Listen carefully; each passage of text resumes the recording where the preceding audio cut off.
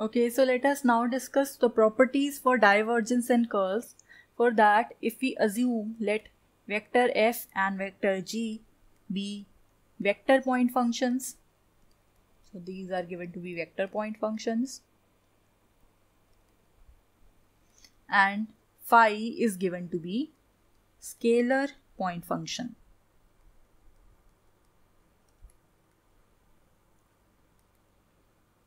At the position x, y, z.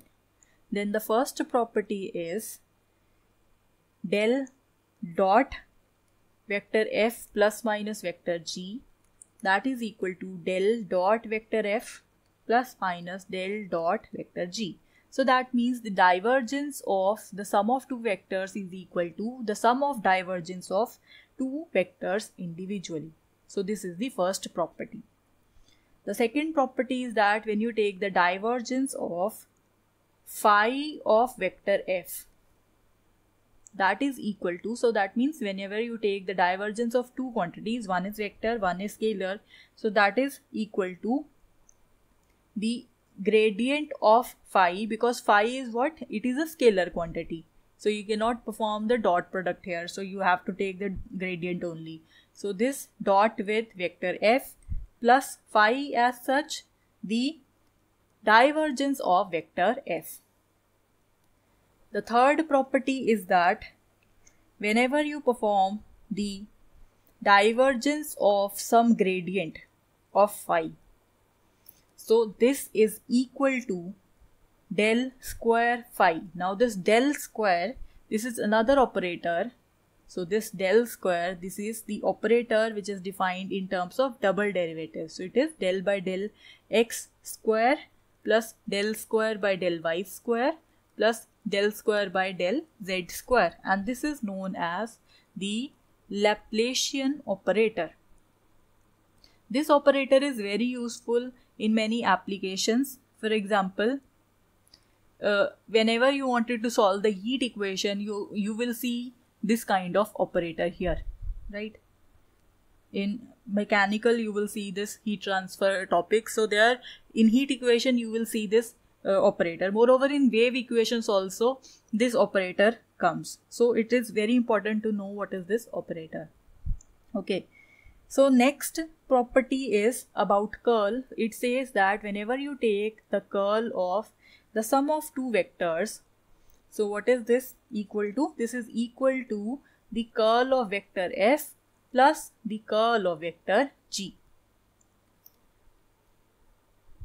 This is very simple, right? You can very easily prove this. Next is when you take the curl of the product of two functions, one is scalar point function, one is vector point function. In that case, this is equal to, because you cannot take the curl of a scalar function, so it would be the gradient of function phi cross product with vector f plus the vector scalar this scalar function phi as such, and the cross of vector f, right? The next property is about taking the cross curl of two vectors,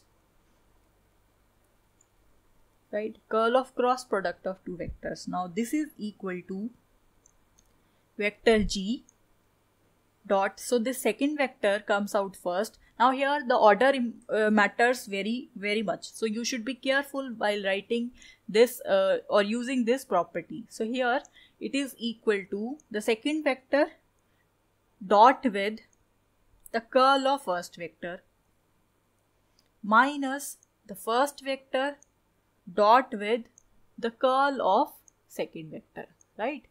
So when you take the curl of cross product of two vectors, so that would be second vector curl of first vector minus first vector curl of second vector. And ma'am,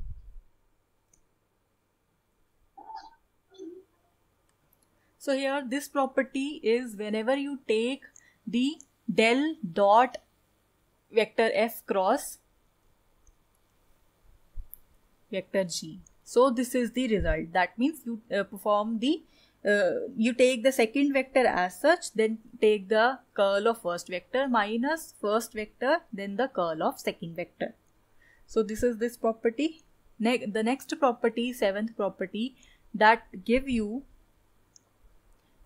the curl of cross product of vector f and g. So what is this property? This says that you take the dot of the second vector with del, right, and vector f as such, minus second vector g del dot f vector minus f vector dot del vector g, and the last quantity is plus vector f del dot g.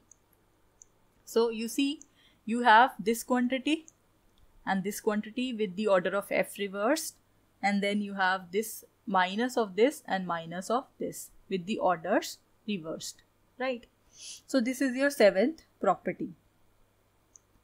We have few more properties. We'll discuss them, right, later on. Okay, the eighth property here is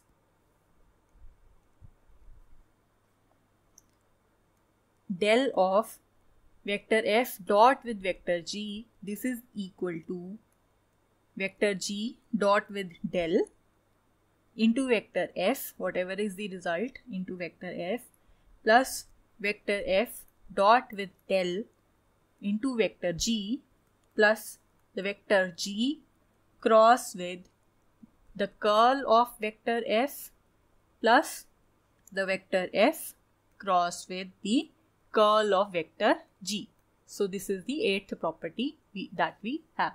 So that means the gradient of the dot of two vectors, that is equal to second vector dot with del into f, first vector dot with del into g, plus the second vector cross with the curl of f and the first vector cross with the del of g. So this is our eighth property. For the ninth property, it is equal to half del of f square. Now this is equal to, so this is equal to the vector f dot del vector f plus the vector f cross del cross f. So basically this comes from this property only, where you just replace this g with f. So that means we are doing this del f dot f vector, right? So here it would be f vector dot del f vector, right, plus f vector dot del f vector, so it becomes 2 times, right? And here also we have vector f the curl of vector f plus vector f the curl of vector f. So everything becomes 2 times. So we have half of del f square, this is equal to this quantity, right? So this is our ninth property. Or you could also write the same property like this. So you could also write this to be the vector f dot with del multiplied with vector f, this is equal to half del of vector f square minus vector f cross with the curl of vector f. So this is our ninth property. Moving on to our 10th property, it says that whenever you take the cross of the gradient of phi, so gradient of phi you know is a vector quantity, you can take its curl, this is equal to 0 always, the vector 0, right? So in other words, you could say that curl of any gradient, this is always equal to the vector 0. And the next property is the divergence of the curl of some vector, this is equal to 0, because divergence always results into a scalar quantity and this should be a vector, right? So we can write the divergence of curl of some vector f that is always equal to 0. So this is the property and you should remember this one. The last property here states that if you take the curl of vector f, this is equal to del dot vector f minus del square vector f. So this is the last property. So you could try to prove all these properties by yourselves. The proofs are pretty simple, and moreover you should remember them, as using these property become quite useful in some cases where typical calculations are otherwise required to be done. So I hope you understood this concept well. Well, that is it for this video. Thank you for watching.